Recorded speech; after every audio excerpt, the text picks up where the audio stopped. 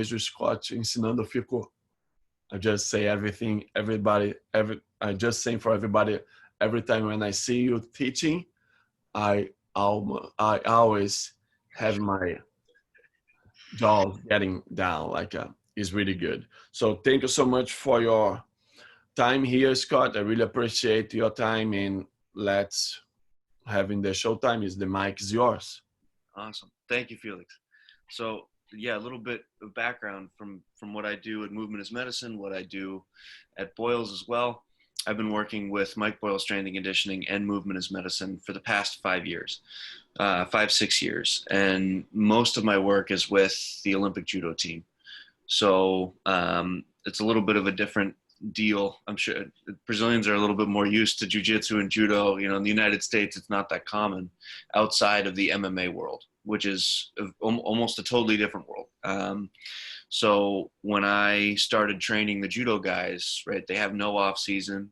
The amount of damage that they take is incredible. It's immense. And so we had to focus mostly on injury prevention. And that's where, you know, the work that Mike Boyle does with the CFSC, where, you know, Kevin does with the Movement is Medicine stuff, which I'm sure you guys will hear from all these guys at some point. You know, our heavy main focus is injury prevention. So we always start out with our basic assessments. You know, when it comes to training fighters, right, these are people that have taken a lot of damage over the years. You know, the only reason that they're at that level is because they can withstand more damage than other people. So the person that you're dealing with already when you're at that point is really, really damaged. So a little bit different than training general population. But if you're going to work with someone who's, you know, doing any of the extreme sports, from wrestling to boxing to, you know, even all the way to you know what they do in the UFC with MMA, you know, there's a lot of damage that gets taken. So that's always the first consideration. And so I went with Travis Stevens, who was went to Rio in 2016 and won a silver medal in judo, and trained a bunch of his team, and worked with a woman called Kayla Harrison as well. And so worked deeply in the judo world, and have been continuing to do so with the US team and some of the Canadian team, and a couple people from the Brazilian team. David, the heavyweight, came to visit us for a while, and you know, couldn't be happier to work with you know, the fighters from Brazil always have the best attitude. So when I have to structure out a training program, it has to be 4 years long. And when we talk about fighters doing a 4-year-long program in a sport where they don't get any off season, we have to isolate 1 or 2 tools. And what I'm trying to do today for you guys is isolate 1 or 2 tools that made the most difference for me. And the biggest one, so the first one we'll talk about, is isometrics. So we're familiar with the 3 different styles, and we'll have a bunch of information and notes on what we're talking about today afterwards too. So you guys can keep notes. I also have slides that we'll start going through. But so isometrics were the biggest thing that changed how I train people. And the concept of isometrics versus eccentrics and concentrics, right? So you have isotonic and isometric movements. And there are different types of isometric movements, but simply activating without moving, and being able to activate at all the different ranges in the muscle capacity. So there's a law, and this again is in the slides, don't worry. It's Sheraton's law of irradiation, meaning the more motor units I can activate, the more neural learning I'm getting from the muscle. So when we talk about injury prevention, the smarter the muscle, the less chance it has to be injured, right? When we talk about ACL prevention, we do hurdle hops, we do all this different type of stability, motor learning, to get the knee to the point where the ACL is not in danger anymore. Same deal with every other joint in the body. And the easiest way to do that, And the safest way to do that is with isometrics, because you have to remember that if your athlete gets hurt in the gym, especially if you're doing something in a fighting sport or something that's really high risk, where they're already putting tons on the line on the mat, getting injured in the gym is the worst possible scenario. It's always the worst possible scenario, but we want to make sure that there's no possible way that that can happen. And the way we do that is we always start by the least provocative method, which is isometrics. And withstanding isometrics, so something that goes on for 2 minutes, is very, very important. Because the other thing that we need to remember here is that it takes 2 minutes to affect tissue change. And this is something that gets missed a lot. We call it minimal effective dose. So if you're training someone and you want to get them into the gym, get them just a little bit of work so that they get better consistently over a long period of time. And I work with my athletes every day. I don't do 3 days a week. I do every single day. That way I can monitor where the nervous system is and where their recovery system is. And we'll talk about testing a little bit later too. So we want to get them that just that little bit of what we call hormetic stress. So there's a term, hormetic stress, right? The amount of stress that you can take before you go over the threshold that you can recover from. What I mean by that is there's a very, very difficult balance that as a coach is basically the art of coaching, where you need to take your client to a point where they're not going to get injured, right? Their body doesn't have to put too much work into recovery, but they're still going to get the most out of their workout. And there are lots of different ways of, minimal effective dose, hormetic stress. That's the anti-fragile principle. And this is again in the slides.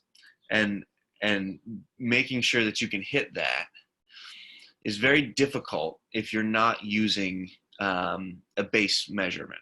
So your base measurement for me is always nervous system. And nervous system is the most active during those isometric movements. So I always start with a dynamometer, a squeeze test in kilograms. I see how many pounds every day. And I have graph charts for all my athletes that tells me where they are as far as preparedness, because the heart rate monitors are good. But you can mess with them a bunch. Nervous system is always king. So, it is an isometric hold. We're holding that. And I have them hold it consistent, like the dynamometer, I have them hold it. We watch the numbers for 2 minutes. And that's my test. So once we've gotten our 2-minute test, see how high they can go in kilograms. And then we start to roll into some of the basic isometrics. And these are basic movements. When we ask the simple question, what's your weakest range? In general, what's your weakest range? 99% of people, right? They're always outliers. It's going to be mid-range. So it's going to be halfway through a bench press. It's going to be halfway through a squat. It's going to be halfway through a deadlift. It's at the middle of all those ranges where we spend the least amount of time. Because unless you're training pause squats, unless you're intentionally putting isometrics or even eccentrics into your training program, where you live your life is usually at end range. In your normal life, very rarely are you pausing halfway through one of these movements. And so that's the part that we power through. So spending some time in that range is going to be your first area of injury prevention. Not only that, it's going to start training your body how to contract for 2 minutes straight without, what is your 100% at 2 minutes? What's your 50% at 2 minutes? And how do you bring your activation up like a dimmer switch, and how you bring it down is all how you stop yourself from injuring yourself while you're doing a deadlift, while you're doing a bench press, while you're doing all the more complex movements, even while you're doing your sport-specific movements, while you're training judo or jiu-jitsu or boxing. If you don't know where your 100% is, this is something that a lot of the professional circuit injure themselves a lot. Travis Stevens, who I was working with, would routinely, so before I started working with him, he was injured every 2 months.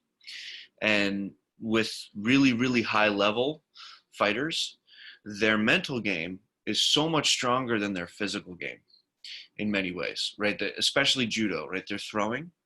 So he would separate his spine from his hips because he would throw. He wouldn't stop. He had to make the throw in practice. His knees would separate, his elbows, his arms. He had 17 knee surgeries because his body didn't understand how strong it was, and his brain didn't know when to say no. And after we started doing isometrics and started working with him, he went injury-free for the 2 years leading up to the Rio Olympics. So that it gives you an idea of the power of isometrics. And you always have something to go to. So oftentimes, everyone wants to come into the gym and they want to bench, they want to deadlift, and they want to squat, and they want to do hang cleans or cleans or Olympic lifts. So, and these are fun. These are enjoyable. They also bring your confidence up. So in fighting, you want to be able to do a heavy bench press before you go off to competition, so you feel like you're stronger than your opponent. But the issue is, these guys are already doing so much sport specific work, right? They're doing 6-7 hours of training a day. And so how do we get them in the gym and be useful while they're in the gym? And so isometrics, right, is our first one, and we'll go deeper into that. The second huge tool that is probably my favorite is the everyday training. So it's this idea of anti-fragility. It's like, how do we monitor something in small amounts carefully instead of try to get you in for 2-3 times a week? It's a difficult model. So when you're working with someone one-on-one, and this is what I have all the judo guys do, but I do it for them, and jiu-jitsu guys, the journaling aspect and component is really, really important. The same way that I do that nervous system test with the squeeze grip to tell me where I am as far as preparation, I need to do the same thing with a journal, basically. So I need to wake up in the morning. I need to write down my food. I need to write down how I feel, right? One of the most important things is getting a metric on your up days and your down days. And isometrics are the easiest way to do that, because pretty quick when you're pulling against a strap or pushing against a wall as hard as you can for 2 minutes, if it was harder than yesterday or easier than yesterday. So doing these basic isometrics as a routine, as an everyday test to figure out where your nervous system is probably the most useful tool as far as figuring out your training program.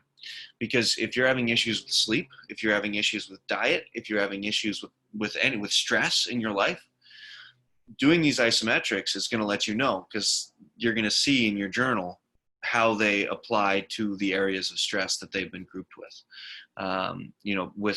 With fighting athletes, we have to deal with weight a lot, right? They all have to cut a lot of water weight. And so we have to learn very quickly,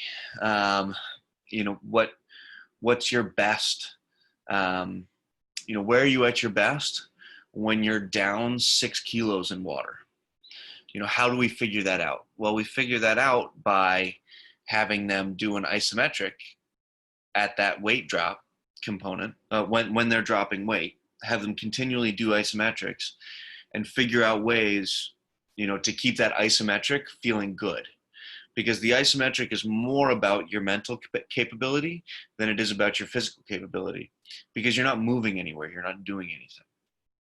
And that's the biggest piece. The biggest piece is injury prevention, as we started with. So in isometrics, right, an isometric, the definition is activation without joint angle change. So when you don't change the joint angle, there's very small chance of injury. Now, when we talk about isometrics with general population clients and getting people into this, Okay. You don't want to be activating for 200%, for 2 minutes at 100%. It's not a good idea. We need to be progressed into this, the isometrics. The goal is 100% for 2 minutes. Where we start is around 60% for about 30 seconds. And you're just coaching. And when it comes to isometrics, the art of coaching is incredibly important, because this is something that you can't see. It's happening inside your client's body. So you need to be 100% aware of what's going on with them. And the only way to do that is, how does it feel, right? Over and over and over and over and over again. The most important question we ask as coaches is, how does that feel? Where do you feel that? With isometrics, right, you can't just look at the clock. You have to be really, really engaged. And the easiest way to do that is to lead them through a timer. Like I like to do 10% a second. So I'll start someone 10%, 20%, 30%, 40%, all the way up to where I want them. So they're slowly increasing tension, and then I bring them down.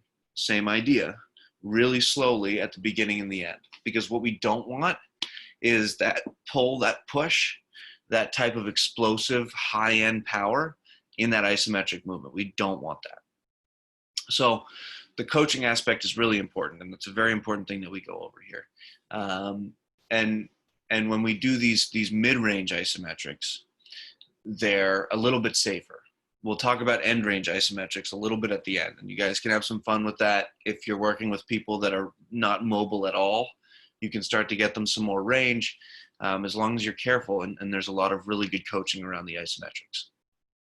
So the second piece is the ability to activate for that long a period of time, or stay active at 100%. Most of it is a mental game. And so a lot of it comes with breathing, right? As you coach people through these isometrics, there needs to be a long rest period, because you have to remember, when you're activating at 100% for 2 minutes, you're getting ejection fraction through the heart. You're getting a huge cardiac load. So you're actually training conditioning with a 2-minute isometric. Right? It's almost a one-size-fit-all. Of course, it's not. There's no such thing as a one-size-fit-all when it comes to the gym, but it is a very important tool, especially if your athletes are on the road and they need to get some sort of conditioning in, and they don't have an assault bike, they can't run, right? Or they're laid up in a hospital bed because they broke their foot because someone ran it over, not because they were injured, right? That's not our fault. They can do isometrics in the hospital bed, and get a cardiac output. And it answers a lot of the questions, like, what if I don't have cardio machines? What if I don't have a pool to swim in? Cardio is a difficult thing to train. So when it comes to training isometrics, make sure you ease them into it. But once you ease them into it, it's an easy way to get the cardiac load that you want. So we've kind of gone over the nervous system. We've gone over our mid-range isometrics and how to get into those and coaching those a little bit. And we've gotten into the cardiac output benefit of isometrics. But, isometrics worldwide are used by therapists mostly. And the reason that is because a bunch of research came out saying that for some reason, withstanding or long isometrics, over 70%. And what I mean, it's so like over 2-minute isometrics at over 70% of maximum voluntary contraction, or MCV, and that will be in the slides, is the most effective for growing tendinous tissue and ligament tissue, so fascial tissue.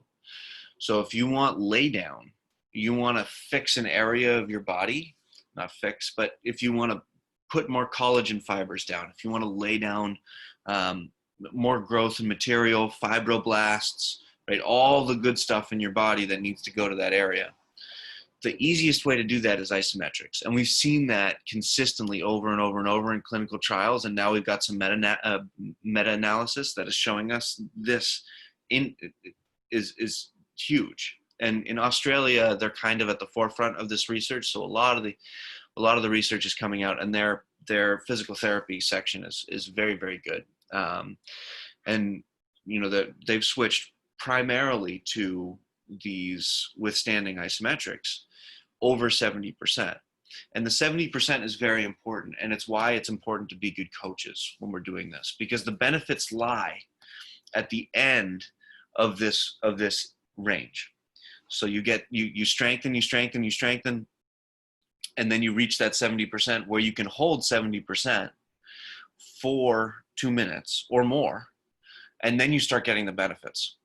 So this method of training is one that's very, very work intensive and very reward intensive. But as coaches, we need to be on it consistently. They need to be training in this basically every day. If you can do a different range every day, which is a good way to program it, and we can talk a little bit in the Q&A about specifically how to program this with everything else. But the benefits all lay within that last 30%. That being said, there is chance for injury at those 100% ranges. So you do need to be careful. And this is something that me and Mike talk about.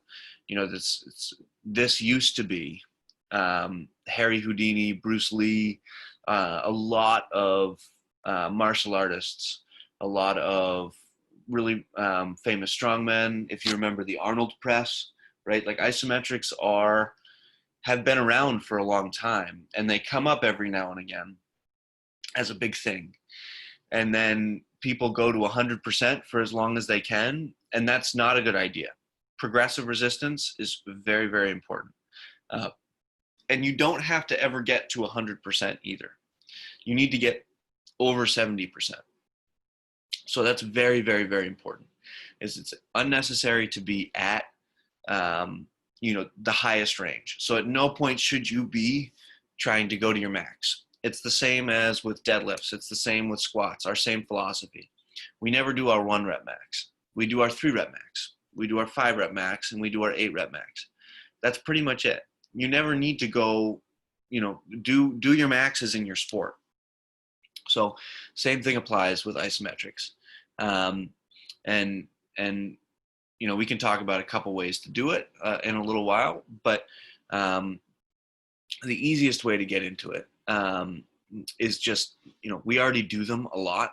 Our planks, a plank, a push-up is a moving plank, right? Our anti-rotational presses. There are all these movements that we do already in the gym that employ this. The emphasis is on time. So if you're doing a Pavlov press, he's going to hate that I called it that. So an anti-rotational press out from your stomach, and you're holding it for 2 minutes, you can mess around with the weight on there and slowly work yourself up where you feel like you're at 70 to 80%. Your core, you're going to be adding fascial tissue to all the hydraulic lines that run right in that. You want to, as far as Thomas Meyer is concerned, he calls it the functional line, right? There are a lot of different interpretations of what we're doing with those isometrics, but there's a reason that martial artists have used them forever. And the reason is really your fascial system. And the answer is not always fascia, but the lines that the tissue, the epithelial tissue runs in the body from hand to foot, right? All these huge sheaths of tissue that run and encompass large groups of muscular tissue and then attach to the bone. These groups of tissue all have to work together. And at that middle range, we're activating each of them equally. So, which is why mid-range is so important. And end ranges is too, but we'll get to that. So as we start to coordinate these fascial lines, we don't need to do the movements that tie them together. That is for sport specific stuff. And that's, the jury's out. It depends on how you train. In Boston, we have, I'm sure you got Bernardo Faria. He trains here. He's a good friend. I've done some work with him, and he trained only doing jujitsu movements, his entire strength and conditioning training.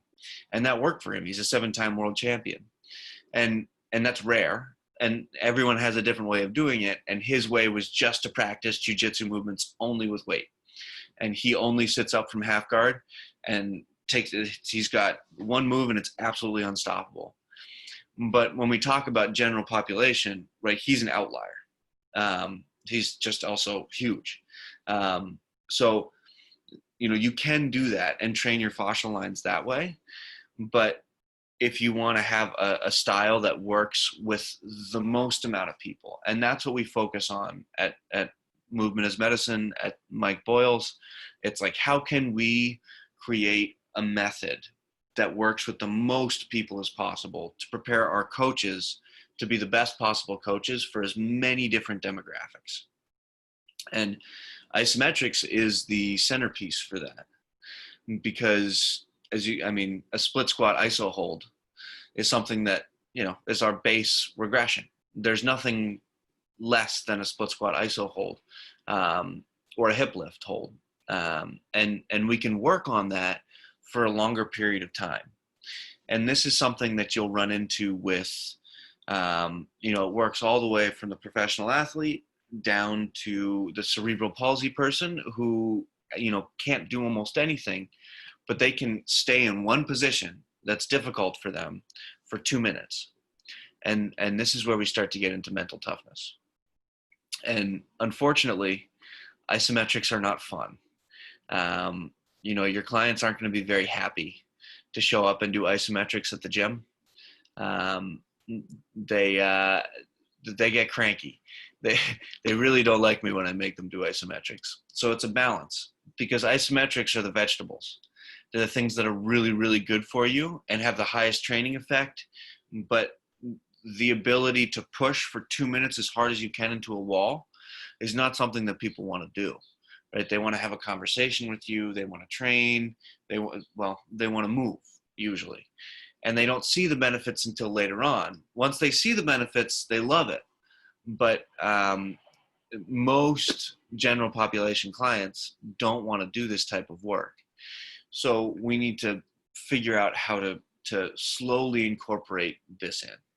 And usually it's in small ways. But if you're working with someone that has no other opportunity to move besides isometrics, which will happen if you're working with people that have, someone who's extremely overweight, someone who's really unhealthy, just got out of the hospital from surgery, thinking on the therapy side of things, isometrics, you can have someone just pull a band apart and for 2 minutes every day, and they'll start to feel way, way, way, way better. And they don't need a home gym. They don't need anything. And so these types of training this type of training is efficient, but it's not fun. So word of caution. But back to fascia. When we train those fascial lines in the mid-range, they start to develop a thickening in tissue. And so it's very, very important that our epithelial tissue, right, the tissue that surrounds our muscles, it needs to be intelligent. It's where all the brain of the muscle lives. So when we want to coordinate the muscles with themselves and with the brain, and we start that whole line, so let's say my back arm line, I'm pushing. I start to coordinate that with my brain, 10%, 20%, 30%, 40%, 50%, going up smoothly. I can hold that and then come back down after staying at 100% without shaking, without moving for 2 minutes. Right? My ability to do a bench press is going to be 3 to 4 times higher. The issue is, and this is kind of like the last piece I want to leave you guys with as far as before we start just getting into information and Q&A, is there's a difference between demonstration strength and with real strength or with potential strength. And demonstration strength is not actually how strong you are. Demonstration strength is a deadlift. Demonstration strength is a bench or ippon seoi nage. It's a movement. and it's a movement that you've trained. And so the brain knows how to do that movement. And so it's strong there. But if you train someone doing an iso deadlift and never actually have them do a deadlift, they'll be just as strong, if not stronger, than the guy that can deadlift 1,000 pounds. But they may not be able to deadlift 1,000 pounds because they haven't practiced demonstration strength. And this is a very important distinction, because I don't care how heavy my judo athletes can deadlift if their actual strength is just as strong as that guy. They don't need to deadlift in competition. The only time I care is with a power lifter. So as you start to train this stuff, make sure you're using different metrics than advanced movements. So your deadlift numbers will go up if you're doing isometrics. Your hang clean numbers will go up. Your bench numbers will go up. But you're also gaining strength in a lot of other areas and tension in tissue. So have fun, guys. I'm going to put this, it's all in slides, and we're going to send it out to you. And if I'm not incorrect, we have a Q&A session. Oh, is this where we are? So, there we go. Yeah, do you need to start to answer the Q&A? Yeah, so my Portuguese is okay. Okay, no worries. A lot of information. So first question here. Do you guys use a load above 100% with your athletes? So a load over 100%? Yes. No. And this is super important. So I never go to 100% with them, and I'll never cue 100%, right? As far as the nervous system is concerned, if you stay below 100% and you always go to 90%, your 90% will go up when it comes to isometrics too. You'll never push through the wall.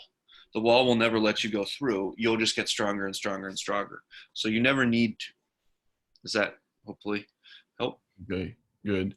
And I like when you use the information with the percentage of the isometric strength, right? We don't let people go too heavy in the beginning. They have to understand this percentage. And this is really good because I start to learn first from you these kind of strategies, and few months later I had the stick mobility certification, and I saw Dennis talking about this. I said, oh, yeah. When you start to connect the information, it's really good. Yes. So it's all about percentage, and that's it. It's making sure it's the coaching aspect. You have to bring them up. You have to make sure they're okay there, and then you have to bring them down. And always start easy. You can always go harder, so always start easy. Very good. Do you normally use the stick mobility with your sessions too? Yeah. So stick mobility, it's a great way. Stick mobility and FRC are the two other kind of places that really do this well. And Sylvia and I went to the stick mobility together a long time ago, and yeah, since then we talk about it all the time. I mean, it's incredibly helpful. Good. When you talk about to use foam roller at MBSC, do you use in the whole body? Do you use in some specific part that you can have a benefit related to isometric strength? Okay, the foam roller. Yeah. So yes, tissue preparation is really, really important. So always tissue preparation and ritual. So you always want to make sure that you're starting your workouts the same way. Your brain likes to start the day the same way. It likes to know what's coming. So foam rolling your entire body every time you go into the gym is going to let your brain know that you're preparing yourself to work out. You know, like when a dog stands up and it does the stretch, it's the same thing that we're doing. That before they run, before they do anything, they do that big stretch and then they go at 100%. And so that's the foam roller is, it's just tissue prep. It's a way to get you connected with your body where you are, get some blood there, get some movement. So it's always a good idea to start with that. Yeah. Good. What is the right dose between isometric and isotonic movements? It's going to be individual. Okay. This is something that you want to figure out with your client. And the way that you figure this out is with nervous testing. So we talked about the dynamometer today. So nervous output's very, very difficult to measure unless you have some sort of nerve testing. And you can do that. There are a lot of good apps too that can help you with that, but try isometric slow. Isotonics aren't too heavy on the nervous system. Like you can do, 20 squats, body weight squats, not that big a deal, but you do 20 minutes at 90% isometric, you're going to have a hard time walking the next day. And you're going to feel really, really tired because your nervous system is depleted. So this is the most important thing. If you're with a 21-year-old who's bouncing off the walls and you can get them to do that, totally fine. If you're with a 50-year-old who hasn't done any of this stuff before, very gently lead them into it and then find a balance between the two. You need both. The emphasis on isometrics is usually not as much there, and they're hugely helpful. So we probably all need more isometrics. We just don't like them. Okay, good. Do you assess using the dynamometer and use the isometric work in another exercise? If yes, which one do you normally use more? Like people are trying to compare, because the next question you'll be very similar to, but people are trying to understand which kind of exercise they really can use these strategies for isometric strength. Yep. So your meat and potatoes, right? I do horizontal push, horizontal pull, vertical push, vertical pull, squat and deadlift, bilateral and unilateral. That's everything. So for our mid-range isos, and that's the meat and potatoes. I use the dynamometer to test where the amount of time and the amount of effort based on their past that they should be in these exercises, doing the exercises. But it's your basic.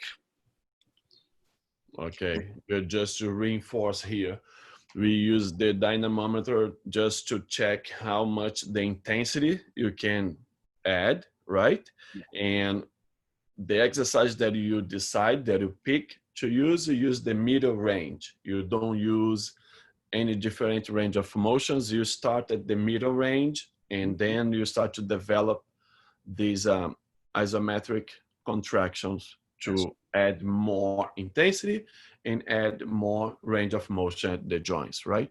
Yep. Perfect. Very good, Scott. How can I introduce isometric exercise in the CFSC progression and regression model? So it depends on the intensity. And this is something that I spoke about a little bit. The iso split squat is the most regressed, right? Like a plank is the most regressed. It's an isometric. We have isometrics already in the CFSC. They're just hidden. You don't know they're there in the progression and regression. So it's already built in there for you. When we're talking these more intense isometric mid ranges, they should be around the middle of the progression and regression sheet, right? Doing a 10-second split squat iso hold is going to be very low, but doing a 30-second split squat iso hold is going to be towards the middle, and doing a 1 minute is going to be towards the top. So and this is why it's really the art of coaching when we talk about this stuff. And this is why we don't introduce this at Boyles until later on, because it's important to understand your progressions and regressions And then you can see on that progression and regression sheet the amount of effort that you're asking from your client. And that's why the percentages, ramping up, ramping down, is really important, because it can be the most progressed if you're at 100%, and it can be the least regressed when you're at 10%, which means it's a huge tool because you can get everything with almost no equipment. But you have to be careful and you have to be mindful. Good. Can a cadence job come close to an isometric job in terms of results? Can what? A cadence job, I don't understand this cadence job, come close to an isometric job in terms of results? I don't know. Condensed? Yes, cadence, cadence. Can a cadence job? Jump in terms of, so cadence is in like tempo? Cadence, I think is, Yeah. because if you say in Portuguese, it's cadência, is about tempo, is about. So tempo work. That's a good question. So yes, they can do a similar job. What we're talking about with the mid-range ISO is, and so it's when we talk about tempoing, usually it's during an isotonic movement. So it's during a concentric or eccentric movement. You're doing some sort of ISO, partway through that. What I like to train, I like to separate it. They can do a similar job, but the issue is you're focusing on the isotonic movement. You're not focusing on the isometric. The isometric, you're like trying to get through. Like you have a 10-second like tempo cadence. You want to get through that 10 seconds so you can do the rest of your lift, which is not bad. I like tempoing. I tempo a lot. It's a very good strategy. It just lives in a different house than what we're talking about. And you can do and your clients will like it a lot more than doing a 30-second straight isometric, but you will not get the benefits from a 70% over 2-minute isometric. And that's what we talked about. That's the gold mine. So that's where I would advise you try a little bit with your clients. Good. Do you believe that it's valid calculate the load for the isometric just using the 1 rep test, or have to be with a specific test? So again, nervous system is kind of weird. So the 1 rep test on the dynamometer works for me because I have a lot of information on my client. And a dynamometer, nervous system is king. So it would be different if I was doing a conditioning test. It would be different if I was doing a strength test, right? This is the grip strength, because the grip strength and the neural drivers in your hand are, and your stomach and your feet, right, are specifically connected to the center of the brain, right? They skip a lot of other things. It's not like trying to do a deadlift, right? The grip strength is in a different category. So when we test grip strength, max grip strength, it's a very, very accurate reading on, physical preparedness. Better than heart rate, better than, jump tests. There's one other test that I like to do with them a fair amount. If you guys are familiar with the push-pull on the Kaiser, the dynamic push-pull. I like that because it gives me peak power output. Again, it's a nervous system test, but it's more of a dynamic nervous system test where I can get them moving a little bit and see, where that peak rotational output is. It's also a little bit sport specific for my guys, but the dynamometer is not. And I would advise using that as your base metric if you can. Good. Another question here that is probably good if you could create some idea of this beginning work, and don't let people didn't understand about how can we create the periodization for this kind of a job. The question is, do the work and stay in isometric component for 2 minutes and perform 70% of what? which range of motion of the joint, like maybe explain, like you said in the beginning, go slowly percentage, not so highest amount, Well, that's and the cool. angle of the joints. Yeah, that's the goal. The goal is to get to that 70% for 2 minutes. We don't start there. You know, the same way your client comes in and says, I want to bench 200 pounds. You don't throw 200 pounds on the bar, right? Yes. We have to get them there. And the way we start, minimal effective dose. So see how long it takes for them to feel a little bit tired.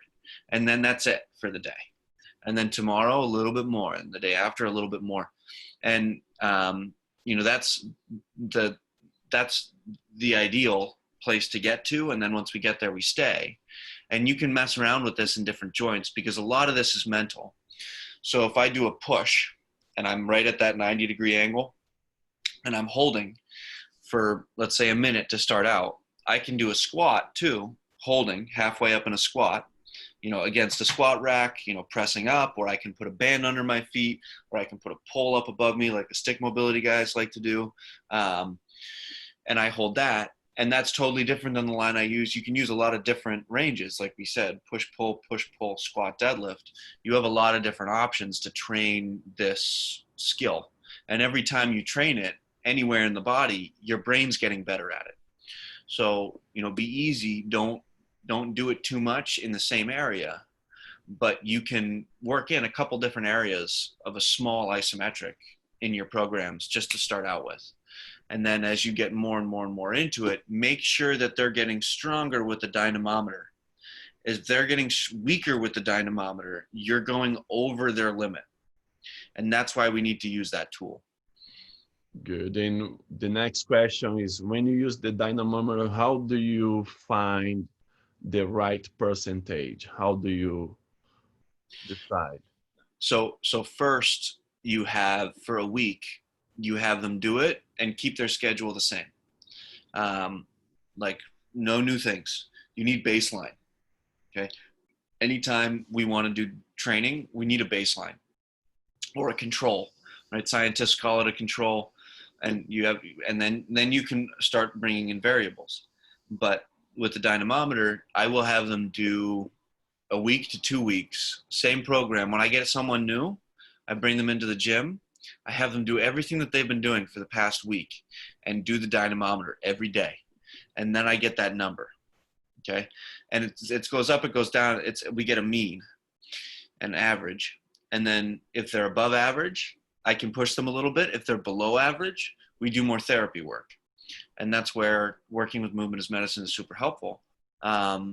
Because the therapy side, you know, you're not, and it's helpful. So with the dynamometer, you need a mean, you need an average. Good.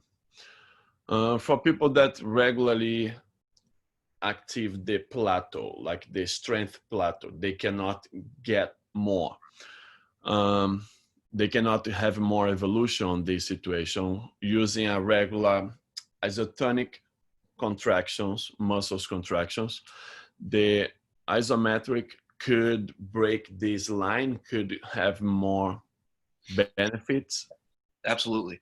That's one where I've seen huge improvements on plateaus. It's kind of the missing piece, and you see it used all the time. Really good powerlifting coaches and Olympic lifting coaches will block different movements so that you can train it. It's called, spot work, training in small areas. So if you're having issues getting to, a new weight, a high weight that you want to press yourself to, your body probably doesn't feel comfortable getting there. It's not the fact that you don't have the strength. It's that your brain doesn't want to let you do it because it feels like you're in danger.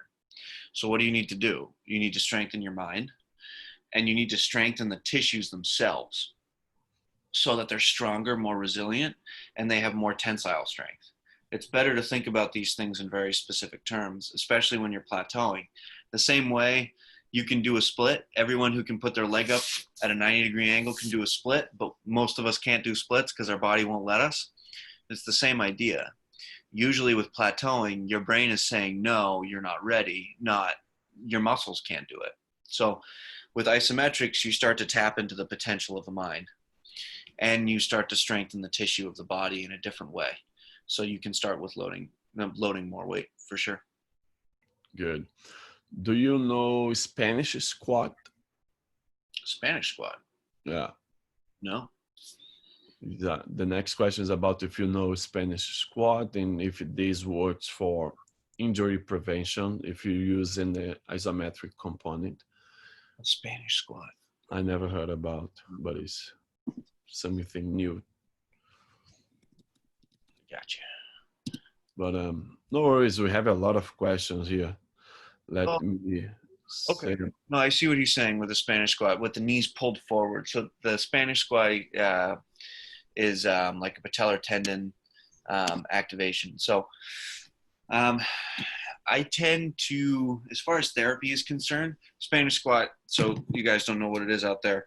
It's when you have a bench in front of you and you have bands behind the knees and you're sitting into the squat and the bands are pulling the knees forward. It's kind of like an RNT or like an assisted position. And these can be useful in the correct situation with the correct client that needs them. That's corrective. That's the realm of corrective movement. And what we're talking about right now is very generalized movement.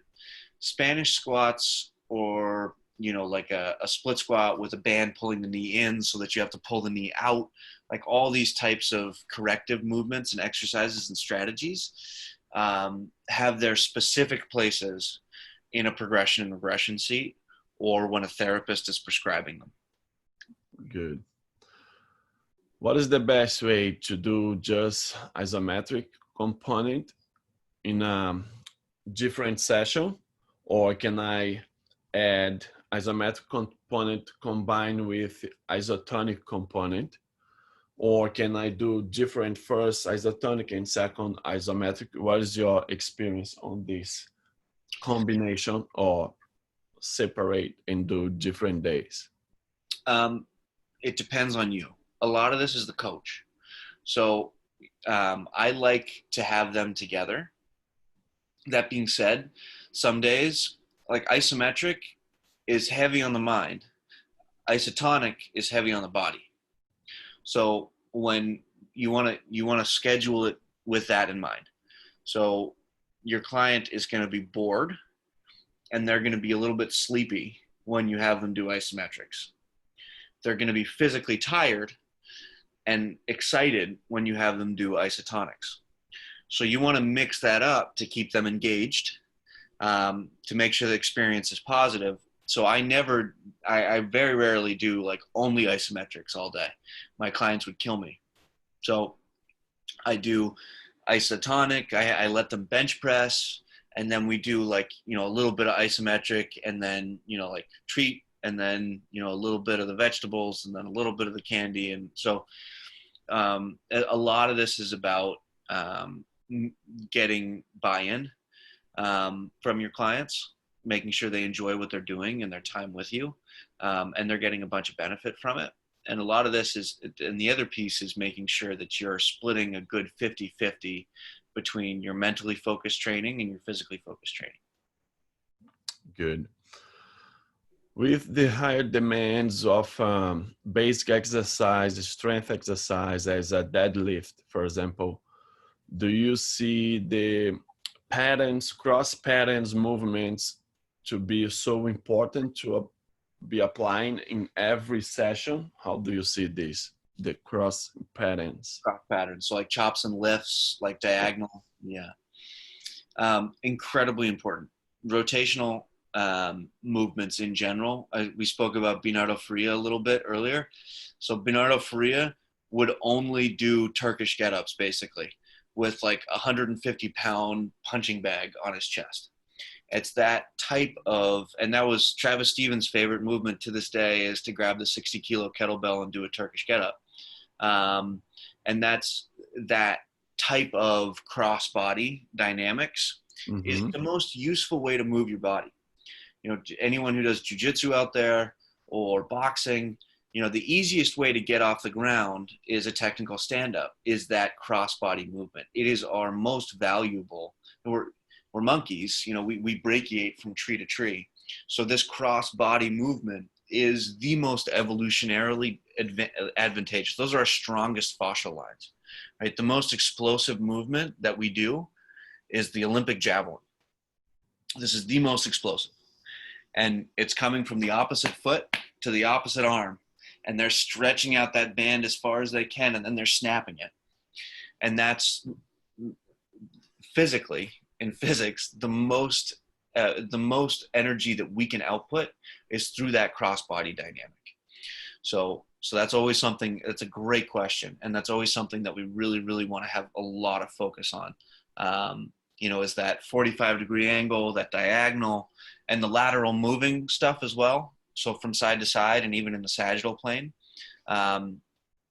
it's something that we need to really focus on, because if we don't, we lose the ability to go from side to side, and then people get hip pain and then back pain and then neck pain. And so, and we are humans, right? Humans, the cross patterns is how we move, right? How we move all the time, walking, and the right and left side combining, and how we throw, how we jump with more power. It's like Daddy Mike says all the time, right? If you don't reinforce the cross patterns, you'll never be stronger than ever. You have to reinforce. Yes. You have to. Mm-hmm. Really good. Would you use isometrics for every and all kinds of sports? Yeah. I don't think it's not something that, the same way we train at the CFSC and Boyles, and, we're not training so much for sports. We're training you for a base level of fitness. So, my training doesn't look that different when I'm with like jiu-jitsu judo guys, totally different. It's like circus, dancing, there's a different thing that they're over there. But 99.9% of athletes in general just need the same thing. They need cross-body movement. They need deadlifts. They need squats. They need push-pull, basic stuff. And isometrics are in that category where they're useful no matter what. And usually they're used mostly in therapy, which is why strength coaches don't get to see them that much. But they're incredibly useful. And, if we start using them more in the strength and conditioning world, you'll only see good things. Good. With some clients that has some problems, and David here is talking about piriform syndrome or carpal tunnel syndrome, some other problems. Do you believe that isometric work, isometric contractions, muscles contractions could help to be back in the fields and get better from these injuries, or it could be worse situation if you use on the wrong way? Maybe if you could explore a little bit, because risk benefits, right? How much is the dose? What's your intent is always the question. Like what window are you looking through? So I do strength and conditioning, and I'm also a therapist. So if I'm looking through a therapist lens, everything changes. And it's one of those things where if there's pain, see a therapist. Because the way that they're going to handle something, the two that you just mentioned, piriformis syndrome and carpal tunnel syndrome, are both nerve impingements. And nerve impingements are very difficult to deal with. Nervous stuff is very delicate. It's kind of like tuning an instrument. Sometimes there's often like manual interventions that need to be made on the area before we do any of this stuff. So, and piriformis syndrome is one of those things that can be completely genetic. So it's not even something that, you can quote unquote fix. You can strengthen and get them out of pain and feeling good, but it needs to be done through a very focused, gradual progression. And when, especially speaking with nerves, go see a professional to deal with nerves. And because they'll use isometrics. And so you have an idea as well. If I'm dealing with someone with carpal tunnel syndrome, I'll give them room in the wrist first, right? First, soft tissue intervention. I'll get in there, I'll move it around a little bit. Then we start doing some end range isometrics very gently at 10 to 15% at all the different ranges. So we start to strengthen the movement and get movement and synovial fluid in there.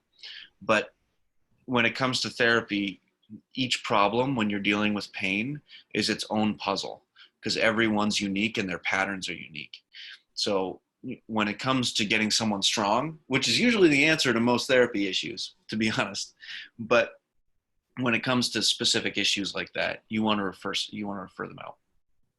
Okay, good. Does isometric work in the entire range of motion of the joints?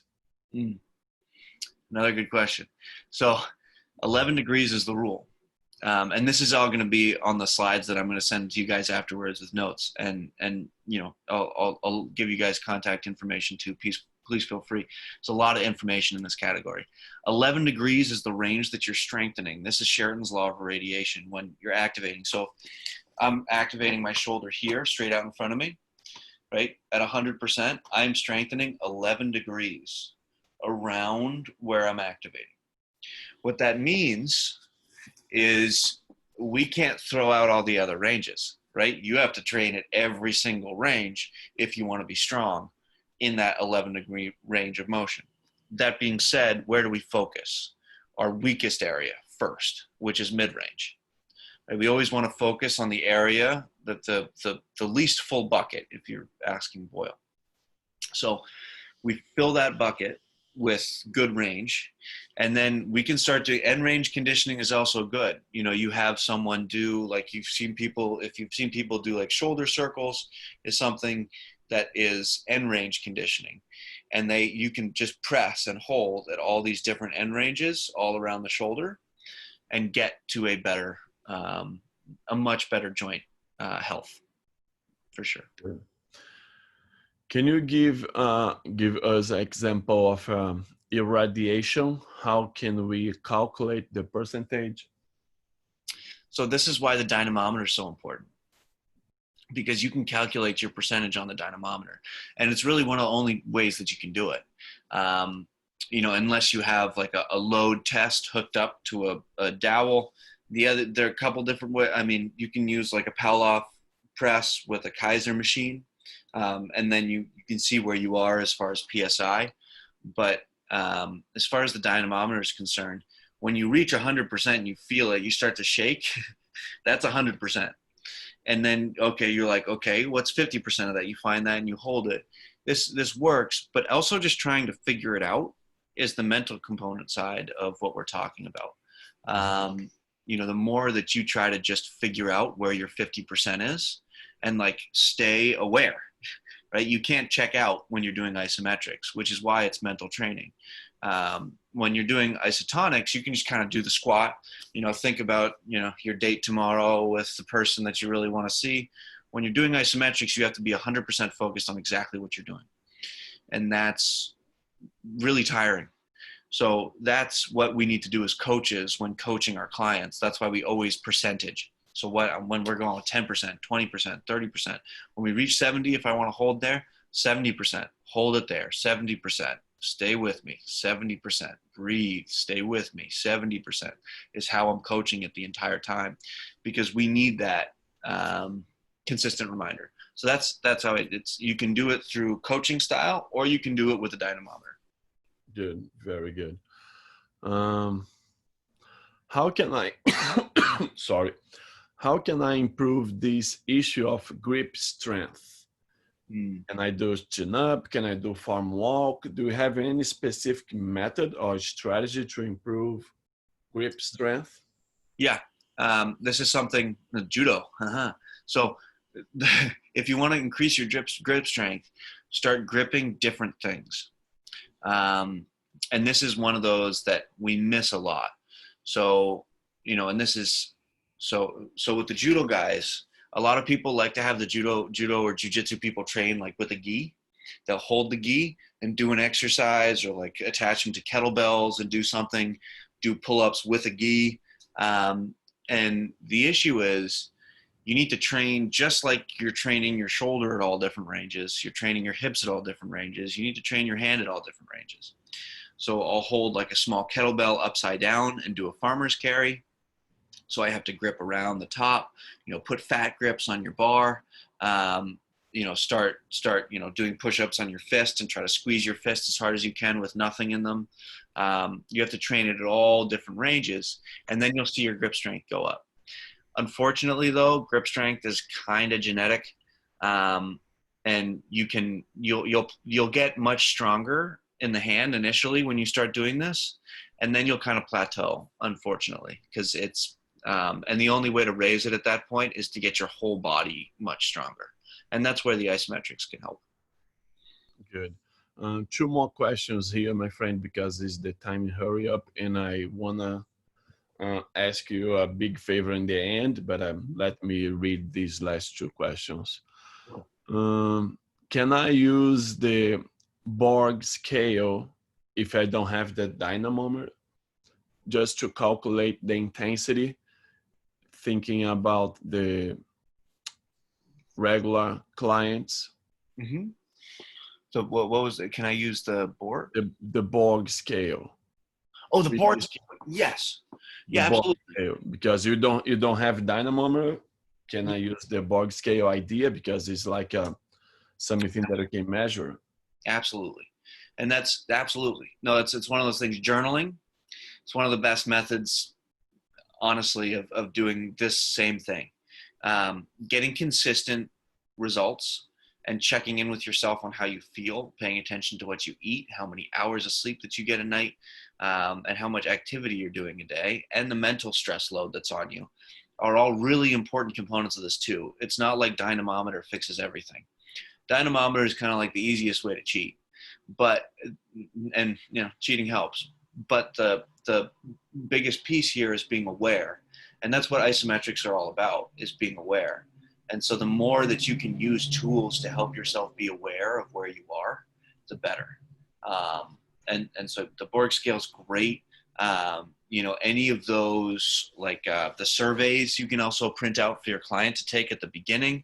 And there are a lot of different good, like beta wave stuff. Like you can use anything. You can do a breath hold, is something that I used to do as well. If I didn't have a dynamometer, I would have, someone do over breathing for 30 breaths and then hold that breath out for as long as they could. And based on that number compared to all the other numbers from their times before, would give me a very accurate preparedness as well. So there are many, many ways to test preparedness, and that's a good one too. Yep. Good. Last one.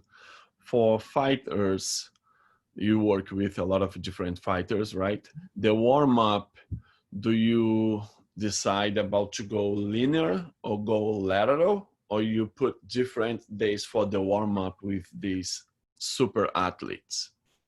So with the super athletes, or whatever you want to call them, freaks, that top level, right? Honestly, these are really well-built houses. We don't need to redo the foundation.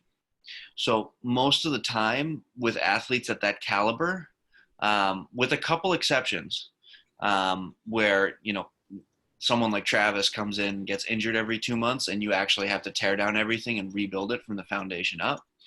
I love ground-based movements. It's jiu-jitsu, I like being on the ground. I like that component of it. I like the crawls. I like the rolls. And that's really important for me when it comes to waking the body up, getting your whole body in contact with the ground, spending a lot of time in 90-90s, doing movement on the ground. So that's a big component of how I warm up. I'll warm up those guys with fighters. And so specifically talking about fighters, because there's so much joint damage that happens in fighting. And I'll come back on with Felix, and we'll talk about other strategies that I use, because this is just the most important one to me. But the joint circles, ground-based movement, locomotion, there are a lot of different strategies that I use to bulletproof the joints of the fighters that I work with, because they have such high risk of being damaged. That being said, if you're working with a professional football player, soccer player, you don't really want to change their workout, like see a couple of the buckets that you can help fill. But when you inherit a professional client, figure out exactly what they're doing for their work that got them to where they are, have them do exactly that for a week, get all your metrics, and then you can start tinkering a little bit, but it's like tuning a Ferrari. You don't want to pull out the engine. Everything's fine. But yes, fighters is a different category, and that's a lot of joint range motion, a lot of linear and lateral stuff, a lot of stuff on the ground, a lot of isometrics, a lot of breathing exercises, and a lot of shotgun assessments for me to go through to make sure that all their joints are okay. Very good. My friend, I knew that this topic will burn out some minds in Brazil. Some people start to be crazy, and it's very good information, as I said with you in the last visit at MBSC. Silvia was there too. So I like to see people excited. I like to see people start to learning new stuff, right? And they see how powerful could be. And my question for you is another big favor. If you could one day record a session with one of your clients, also you have to ask if your clients give us a permission, because if you could record a session, I think it'd be easy for people to start to understand, to start to realize, and you help us in the future. And I know that people will start to jump in you, and I like this, but they will have more opportunity to learn from you. They will have more chance to be at this situation in the camera with you with different topics and going a little bit deeper at the same topic. Yep. But yeah, these are first flavor, is the beginning. We are just starting to pop up some ideas over there. Very good, my friend. So it's a big pleasure to have you here. Thank you so much for your time, brother. I miss you a lot, and I hope to see you soon again. Absolutely. Thanks for all Brazilians that were here with us learning. And thank you, Bruno, for your time again. Thank you so much. Valeu, Bruno. Valeu, Bruno. Thank you, my friend. It was a pleasure. See you soon. Thank you, guys. Bye.